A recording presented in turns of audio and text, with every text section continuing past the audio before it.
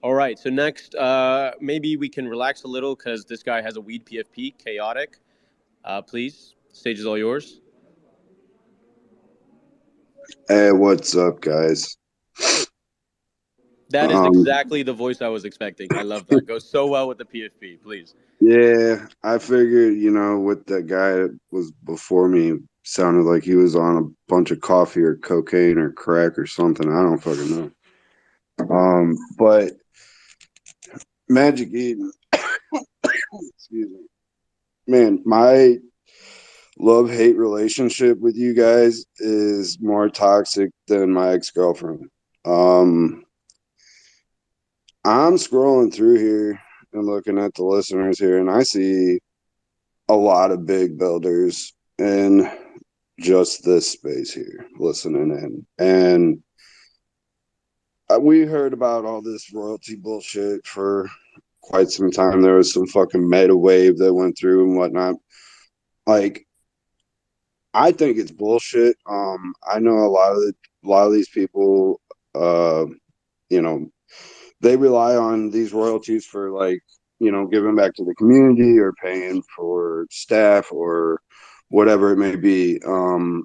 And it's setting a meta to distribute these royalties to like when it's a normal transaction, this OTC shit, whatever, like there's ways that collections can get around that. They could remove the token from the hash list or set the royalties on it to 100% or whatever, which is totally justifiable when like in my opinion, and I think a lot of other people are, basically wondering who the fuck are these people that you guys say think that this is okay. Like as soon as this news broke, I heard the same thing like from everybody. Like, who are these people that they're talking about? And I'm like, I don't fucking know. I'm just telling you guys what the fuck. I don't know. So yeah, like, who are these people? I guess is my first question. That's a good question. So let me just summarize, just in case Jack and Josh did get it. Basically, he's asking. At the beginning of our thread, we said that we consulted with a lot of different creators or maybe traders, right? And who are these stakeholders or these people in the ecosystem that might have thought it was a good idea, who might have endorsed it, who at least we kind of uh, threw the idea through, you know? So Jack, Josh, and Yeah, so we talked to a lot of creators. And yeah, it's not like a one-way street where everyone was super stoked about it, as you can imagine.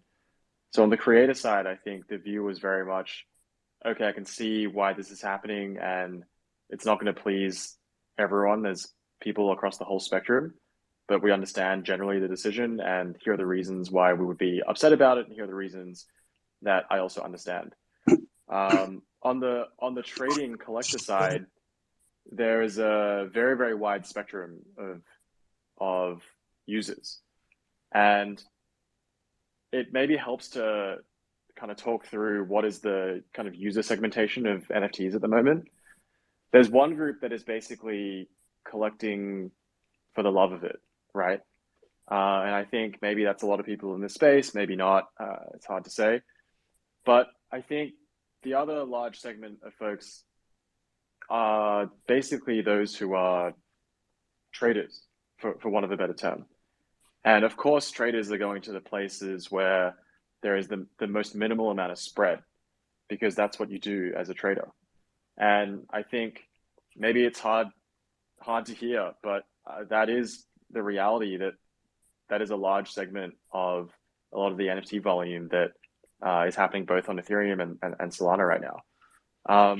And then over time, I think obviously there should be, our hope and the thing that we are excited for still, regardless, is that user segmentation broadens, and then you have things like or users such as players of games, right, or people doing things with music, or people buying tickets, and that I think is the future that we are trying to build towards.